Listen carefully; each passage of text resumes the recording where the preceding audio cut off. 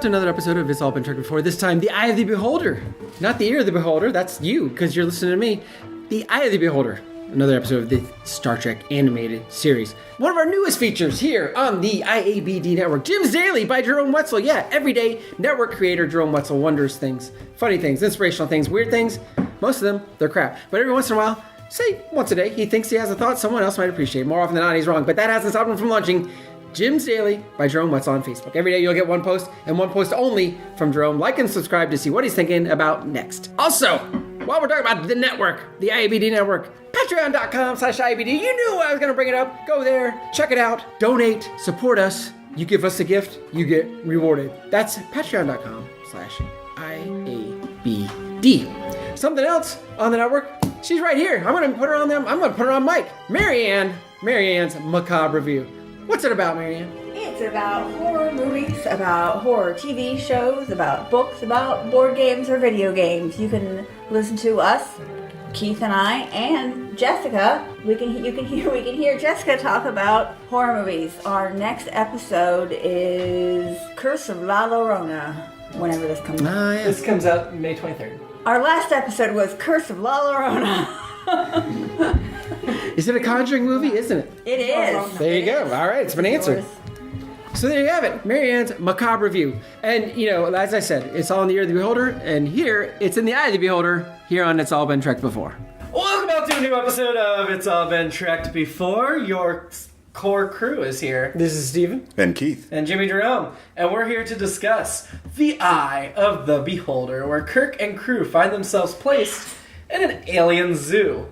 First impressions. There's a lot of interesting things going on in this episode. I don't know if they're all good, but I think there's definitely a lot of interesting things to talk about. I took a lot more notes than I expected to. Some good, some bad. And I kind of remember this episode, just the name of it, The Eye of the Beholder. And isn't there a Twilight Zone episode, The Eye of the Beholder? And there's also a Twilight Zone episode that has humans in a zoo for aliens. I was going to say... I think there's a Next Generation episode, The Eye of the Beholder as well. And there's also an Orville episode where they're in a zoo. But anyway. Oh yeah, Eye of the Beholder, Twilight Zone's the one with the pig face people. Yes. Yeah. Yeah. It took... I didn't know it was going to be happening, and I didn't see the synopsis.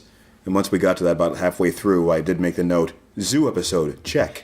It's like, it is a premise that seems to come up quite a bit in sci-fi, so... Well, it started out as the dinosaur episode, and then it morphed into the zoo episode. Well, and... I liked the transition. I thought that was interesting. Yeah. But... There wasn't a zoo episode on the original series, but like Gamesters of Triskelion was a little bit, we've got people from all these different places that we've collected. That was our fighting episode, right? Which every sci-fi series. And then there was Savage Curtain, of course, which had historical figures all gathered from different places. Yes. But not quite a zoo still. Just, an advanced race again, wanting to learn about. Written by David P. Harmon. This was his only episode of Star Trek. Okay. The animated. Yeah, I think it was the year. Oh, he wrote 2 episodes of the original series. He wrote The Deadly Years and A Piece of the Action. Oh, yeah. Yeah, he'll break a piece of the action. That's right. So, yeah. I thought it was good. We'll get to ranking it later. Yeah. I didn't think it... I don't know if it's one of my favorites, but I liked it. I didn't hate it. I liked it more than I thought I was at the beginning. Yeah. And once it fell into we're in a zoo. A lot of sci-fi's done it. And I'll say more about that when we get there in 25 years. Yeah, I don't think we've announced it on the podcast. But we're going to consider the Orville Star Trek for the purposes of this podcast. We're getting really ahead of ourselves to mention that now. But yes, the Orville is going to be part of the podcast when we get to this time. And then CBS All Access will launch 4 different Star Trek series. We'll be trying to go back and forth between 5 shows. It'll be fun. God. So I was disappointed by the lack of actors in this episode, because it was Shatner, Nimoy Kelly, Majel Barrett, and James Doohan. That was it. Takai wasn't in it. Nichelle Nichols wasn't in it. Yeah. I mean, you've got Randy Bryce, you've got Erics, you've got Moress, you've got Tom Markle, you've got that. I can't remember that girl, the one officer, but like all these people, you couldn't give George Takai or Nichelle Nichols one of them. I know. I thought Moress was Nichols. No, Moress is Majel. She's Majel. Huh. Yeah. Sounded like her. That's interesting. The creature design in this episode, I feel like we should do that instead of fashion. Yeah. Creature. At first, I The dinosaurs were weird, and there was another water monster, which I was like, we just had a water monster. And then the flying dragons came back. They were just like, yeah, exactly. And like the one. then I was like, that's weird. They were from the other episode. At first I thought it was laziness, but then when they revealed it was at a zoo, I think they just had them I guess that makes sense. That's Although actually kinda I did clever. read something that they just borrowed the same exact pattern. I'm sure they did, But that does work for it. But it works for the story. does, yeah. It didn't seem lazy, which originally I thought it was. The main creature, of course, was the giant elephant snails.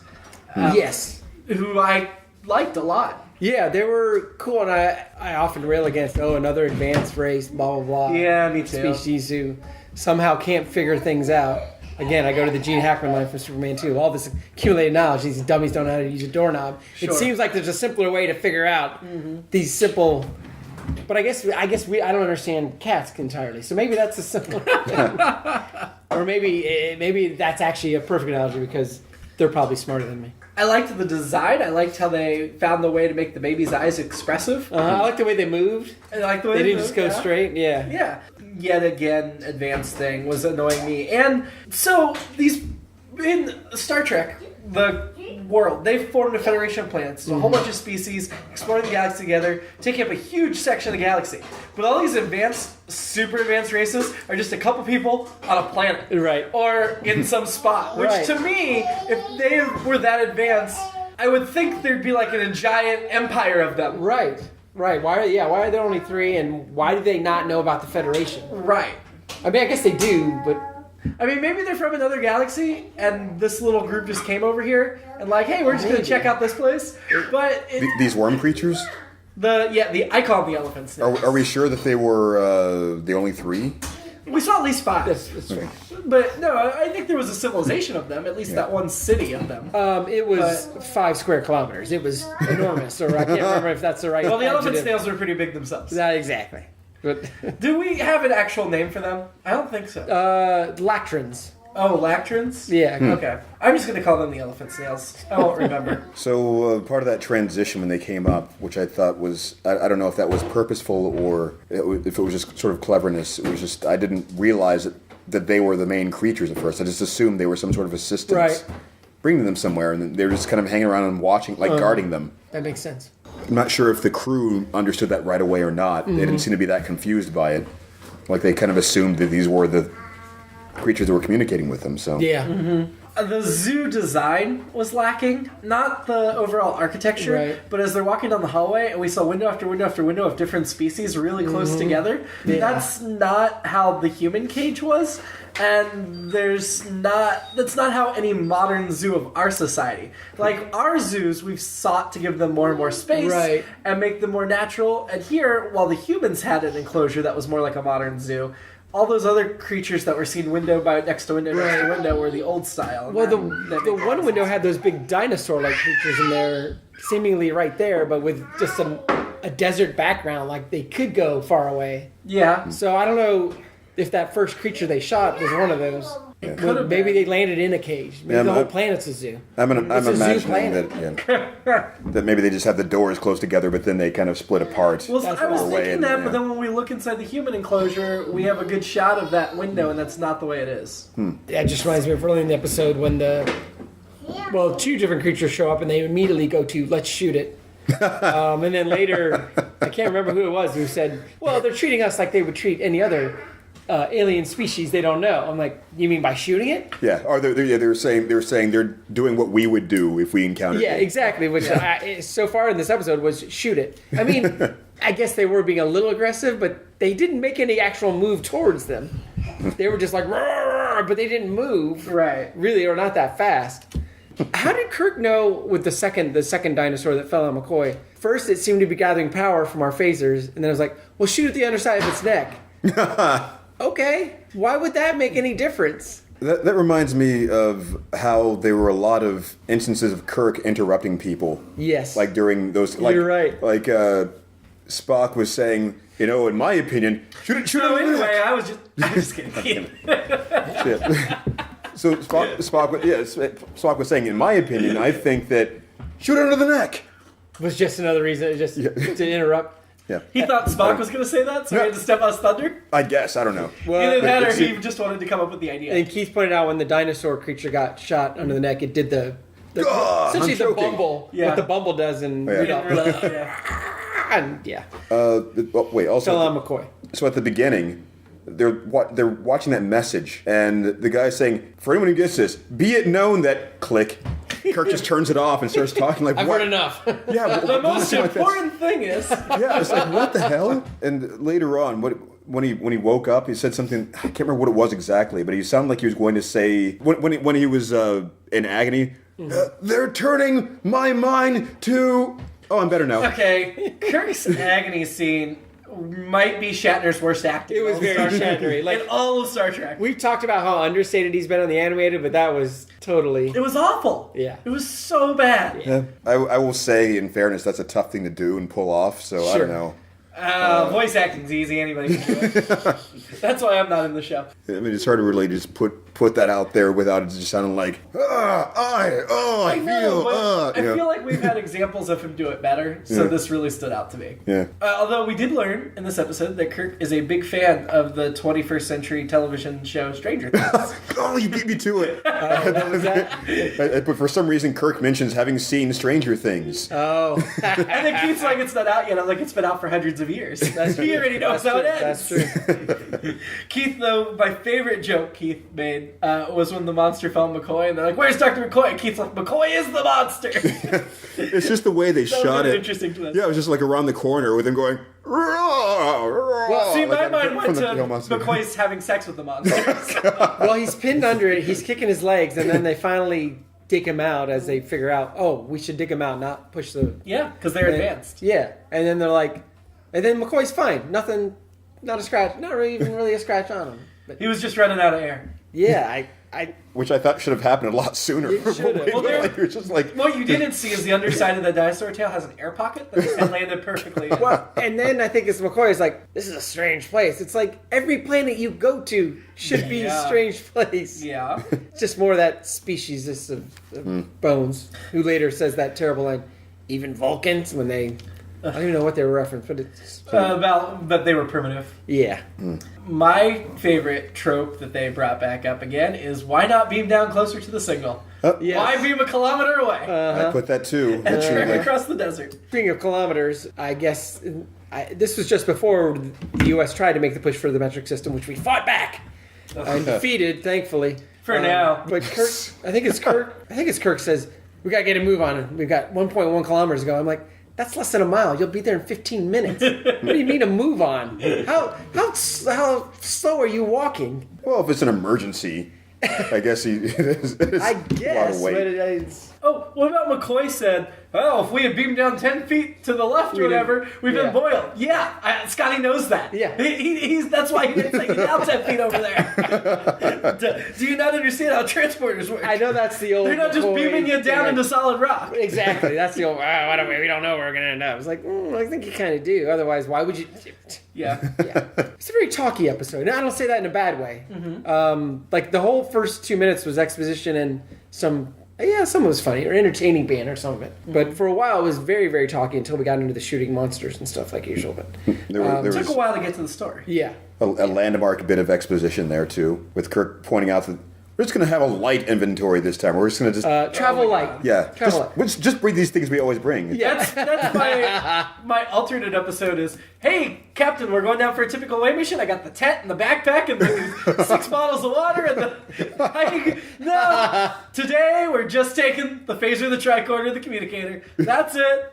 And normally they take all that other stuff, but every episode of Star Trek just happens to be they travel light. Well, yeah, travel light, just the three of them, just three of the most important people from the ship, rather than people that they could... 3 of the 4 top-ranking officers. Yeah. Well, you have rather to leave than Scotty people behind. they could lose. That's better than my alternate episode, which was... There was a weird sequence where it shows... Oh, it's when the what elephants? I call them the Elephant elephant snails. snails. The elephant snails are pushing them to go. They're like, oh, they want us to go this way, and they're walking. And all the animation is Kirk's feet, Spock's feet, and McCoy's feet. So my alternate episode is just the entire episode is at knee level. And then you have to figure out what's going on above the knees, just based on that shot. I would hate that. I think it the was- animators would love it, though. Oh, yeah. I put down that there were several. It seems like more than usual in this episode, where they had random frames of them just being silhouetted in like broad daylight for no reason. Yeah. I listened to one of our old episodes where Marianne was talking about all the weird close-ups, and this episode had plenty of them where it's half of Kirk's face, and then it's just zoom in on, not zoom in, but a super close-up on McCoy while they're just hanging out talking. I guess it's not bad. It was interesting, at least. Oh, I did have one fashion note. Fashion. Creatures. Tom Markle, the officer that they met. Oh, yeah. Wearing a gold shirt. And the On the other emblem side. was the science emblem. Both of them, yeah. They both, Was well, it- she was wearing blue. Yeah. So she had the science correct on the insignia. Oh, that's true. He had the command color, but he had the science badge. Was his name Markle or Martle? IMDb calls him Markle. I actually like Doohan's Yeah, that one voice. wasn't bad. That was one of his better ones. I thought he was, I didn't even notice. for lack of a better term, actually trying. Yeah, Majel sounded like Majel, but Duan sounded different. Yeah, I thought he was like the suave British guy in space. And they only gave Eric and Maress like a line or two to remind you. Yeah. Speaking- we have speaking weird of people on Majel. here. Yes. Yeah, that was interesting because I earlier today I watched some of the episodes that I wasn't here on the recording to watch, and so I saw Maress for the first time, and it was just hilarious to me that I think the term is called a signature when the actor puts in some little tick or something at the end of every. So Oh, yeah. The pattern was that it wasn't after every sentence; it was after every line or after every line that she was cut to. So like. My part is over now. It's your turn. So it was like she was saying over. It's like, Yeah. or- Yeah. And this episode, not at all. It's like she got no. She was saying, maybe you don't have to do that. Maybe, So or maybe she's- she just, Maress wasn't feeling as comfortable. And she was in a purring It was just a mode. line. Yeah, do you have anything you want to say about those episodes real quick before we move on? Of those ones you caught up on? Well, I mean, I was saying earlier that the slaver one I liked more than I would have expected. We've ranked that just below Yesteryear as our second favorite episode of the season. That would be why it was. Which one was that? It was probably last week. It was one where they It was the last one. Okay. the creatures that I don't think we'd seen before, and they were trying to race toward the The cat people? Yeah. Cat people, they fought. They were. Oh, the yeah, weapon. Yeah, going after the old ancient timey weapon. the ancient weapon. Yeah, that was cool. Just lots of good sci-fi kinds of things going on in that. So I thought it was interesting they kept referencing their stuff as toys, which Yeah. then I thought, oh, well, that makes sense. They want everyone watching to go buy phaser toys and communicator toys. I thought it was really weird when Randy Bryce, I'm assuming that's her name because it says on IMDb, the other officer that was with Tom okay. Merkel Yeah. was calling them toys. I'm like, why is Yeah. she calling Yeah. them toys? see, Yeah. hadn't occurred to me that might be their reasoning for doing that. But my thought was that Gene Roddenberry was like, you have to call them toys. You have to. Yeah, I don't know if it was. I do know when I first started watching Star Trek, I wanted a communicator and a... Or actually, that was Majel. She ran the merchandising company with Gene. Maybe that's it. So Maybe. they were probably like, no, Majel, the line is equipment. Okay, toys. No, it's equipment. Okay, toys. Okay, we gotta move on. We gotta move on. Yeah. within this story though, they worked their way up to it in the sense of almost thinking themselves they were being infantilized by the situation. Yes. So Yeah, they were that's kind of true. talking from the aliens' perspective. They were saying our toys and so on. So I don't know. It seemed like she might have also fallen into that sort of thought pattern. I like the concept of terraforming. Yeah. That was interesting. Yeah. Kind of getting ahead of the full planet kind of terraforming that we see In Wrath of Gothic God. Con, yeah. Genesis. Project Genesis. It also kind of one of the things I thought about that I didn't write down, how Stephen often points out that they land on these homogeneous planets where it's just all one terrain, Yeah. all one alien. Yeah. So this is like Yeah, suddenly I looking, thought- that's interesting. Why do they do this? And there's a This reason. planet was all one terrain, but then they terraformed it to make it a zoo. And once humans learn to terraform, then it will have been thousands of years and they can talk to them.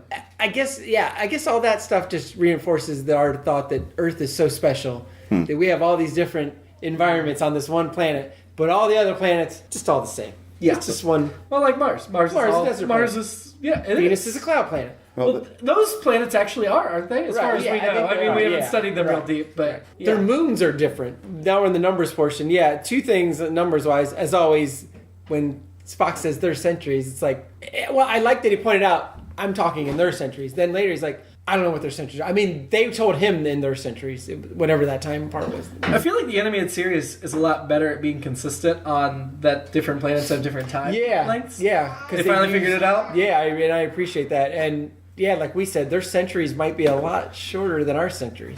But I didn't understand why Spock couldn't calculate it because of the planet. Right. However, if they were part of a big empire, then they might not judge their centuries based on this one They planet. might relate it back to something else, and then it could be difficult to kind of like comprehend. they bring up Earth years a lot. And maybe that's what Spock was thinking, like, hey, they terraformed this. This isn't their homeworld. This probably isn't the planet to That calculate. makes sense. Okay, I figured it out now. I'm probably overthinking it, but No, that makes sense. The other thing that I thought was curious was that Scotty found out that their IQ is in the thousands. yes, just a 6-year-old. Because intelligence quotient tests, like binary genders, are universal. Apparently, Sure. there are IQ tests everywhere. Sure. And Well, maybe by then they probably would have had to come up with something more And advanced than what we do. Gotti is so advanced himself that he knows how to measure other people's he was talking IQs. to him telepathically, so he was Sure. probably like, "Well, how smart are you? Well, how do you measure smartness? Well, on our planet, we have on Earth we have an IQ thing. What are you? What's yours? Yeah. 130. Oh, mine's got to be in the thousands. Yeah. Except on our planet, the thousands don't relate to your, Right. 10,000 our planet is probably like 600 on yours. Right. Yeah. And it was all telepathically, so that it was happening very fast because Sure. the elephant snails had so many thoughts and so fast they were overwhelming. Right, even the 6-year-old. Well, that maybe that's why he was thinking so fast, because he was 6 years old. And you know how they're attention deficit. Yeah. So much so that Kirk pointed out the obvious: as long as we're alive, there's a chance. Which is similar to the Dumb and Dumber. So you're saying there's a chance? Kirk also had his line, "I feel the need for human companionship," which I thought was pretty dumb. When they were like in the cage and they're like, "Let's go, let's stop talking to the elephant snails." Yeah. I was convinced that was okay. They haven't got you mating yet, Kirk. Calm down. Well, that Yeah, goes that's into right. my next note, which is that what was her name? Marty Bryce. What was it? According to IMDb, which Randy Bryce. Randy Bryce. So there's one shot where they're looking at the elephant snails. Yeah, the shot is of the elephant snails looking at them, and it's the back of all of them. And her skirt is the shortest ever. Like, Sure. really, we should have seen all kinds of things we weren't seeing. That's how high the skirt was drawn.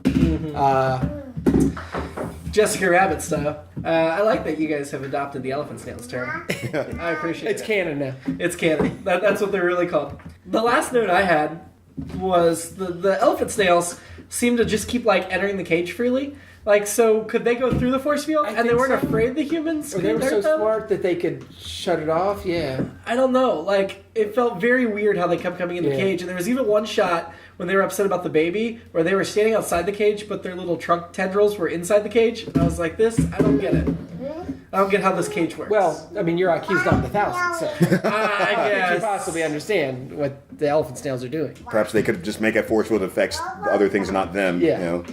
Like a I mean, spider web or something. My IQ is in the thousands. This podcast would be so much better, for one. I can tell you that. If? Well, there's some planet where my IQ is in the thousands. Sure. Yeah, not this one. My last note is they spend all that time with the crew person that's sick with the malaria-like thing. And then they decide, oh, well, we need to come up with a plan to trick them. One of us pretend to be sick. You have someone that's already sick. Right. Nobody needs to pretend to be sick. So Didn't they already then- cure her or something, though? I think was. the Oh, had they? problem. So in your alternate episode, did they drag her sick body out to the yard? Yeah. And she's like, guys, this Yeah. one, you just have to think it. I don't need to be here. Well, about halfway through, she's like, I'm feeling better now. I'm fine. No, you're sick. You're sick. That's the plan. You're sick. Well, I did like the way that formed in the sense of them thinking, figuring out how to try to communicate with them in some way with images and concentrating on concepts. So Yeah. it's like they were training them how to understand what they were doing. Like, hey, we're looking at this sick crew person. We need that thing to do it. Hey, look what we just did. We helped her. So now this other person's. I liked, then- though, that it yeah. was the 6-year-old they tricked. I liked that they didn't trick the adults. I felt like you think- it was more believable that they tricked the child. Do you think that they tried to focus on the child? No, I just think the child was paying a lot of attention to them as kids do when you take them to the zoo. Huh, yeah. That's true. Yeah. Well, I just had the thought. To focus, do you have to close Zoe your agrees. eyes? Yeah. She does. She's closest to the age of the young elephants now. Well, she's a few years younger. Yeah. Well, it depends, because the years, we don't know. Yeah, we have no That's idea. true, They always do the advanced civilization where the children are like 100 years old or Right, something. yeah. But they officially said this child was 6. It's Scotty said. 600. No, it said six. Somebody's He said 6 years old. 6 of their years. Yep. Six Lactern years. Or Lactern's adopted world years. No, maybe Lactern years. We don't know. We don't know. He just said 6 years. But yeah, I was thinking about them, like concentrate, and they all closed their eyes and concentrated real hard. On that subject, you can see the cat outside the door, like looking back and forth between us, trying to like will us to Trying to telepathically contact us to open the door. Yeah. And it worked. And now he's telling me to hand him my cell phone? I don't know what's going on. He chose the weakest among us.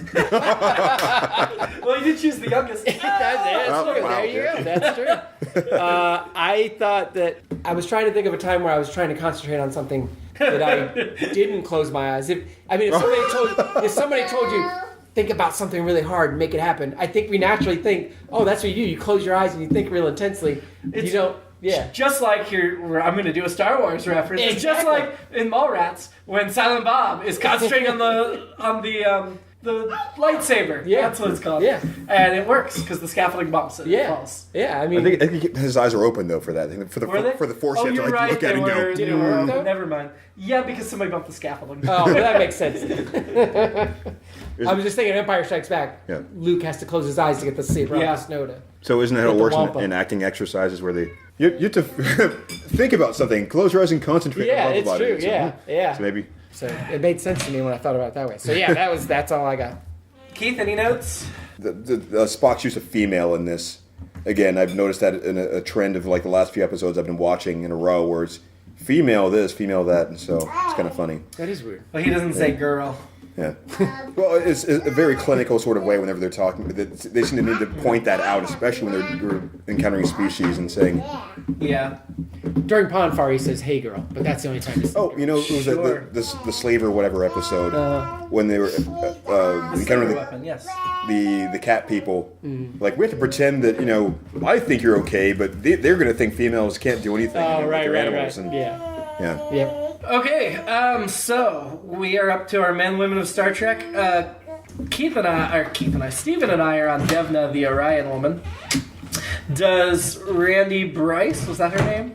Yeah. Randy Bryce knock either of those I off? think she does. I really liked her. Okay, Was Devna? Oh, Devna had been around a while. Okay, that makes sense. 3 episodes. Okay. I'm going to stick with Devna. All right. Keith? I'm going to go for the crew woman in the sick bed because Sick crew woman. I'm in the mood for human contact, and I feel like I can fix her. So that's... If you just mansplain to her how to be Oh, better. no. Not going Your that IQ is direction. probably in the thousands compared to hers. So. And ranking this episode, I would say it's probably nearish the top. So we talked about the slaver weapon. I don't think it's as good as the slaver No. weapon. The Survivor, which was the 10 Night episode Yeah. that we just released today on the Yes, we podcast. did. We're a little bit Yeah. ahead. Yeah, I just saw the frames from that earlier today with the Yeah. Vindorian, wasn't it? Yeah, Grabbing all of them Vindorian, yeah. together. Yeah, I remember that one pretty well, which Yeah. makes me think I really liked that I one. think we like that one. Well, I watched that one today too, as I was figuring out where Nice. where I left off, Oh, and yeah, so yeah. that's actually kind of fresh. I wasn't like paying full attention, but it helped. So we going above or below? I think it's probably comparable. It's very comparable. What's the Territon incident? What was that? Again? The Territon incident's their next one down. That is the 11th episode of the first season. The Enterprise, they shrink. Okay. I think this is better than that. Yeah. Yeah. Yeah, I think so. I probably put it below the Survivor, even though because I initial remember the reaction. Survivors so well. Yeah. I feel like I like the concepts in this one a little more than the Survivor. Oddly enough, I'm gonna have to defer. I'm kind of a tie, so whichever. I think below it. I think they're comparable. Yeah. How dare you? Next week, or in a minute, next week we'll be watching the season 1 finale. Season 1 finale. Because there were 16 episodes in season 1. and I only can't wait to 6 see what the in season cliffhanger 4. is at the end of this. It's called the Jihad. A team comprised of various intergalactic experts, amongst them Kirk and Spock, must recover an artifact known as the Soul of the Score. The theft must be kept secret, or a galactic holy war could break out. That's right. We're gonna go watch that in a week, and we'll talk about it. I can't top that. Live long And prosper. and stay out of zoos. It's All Been Done presents. Who's got the time?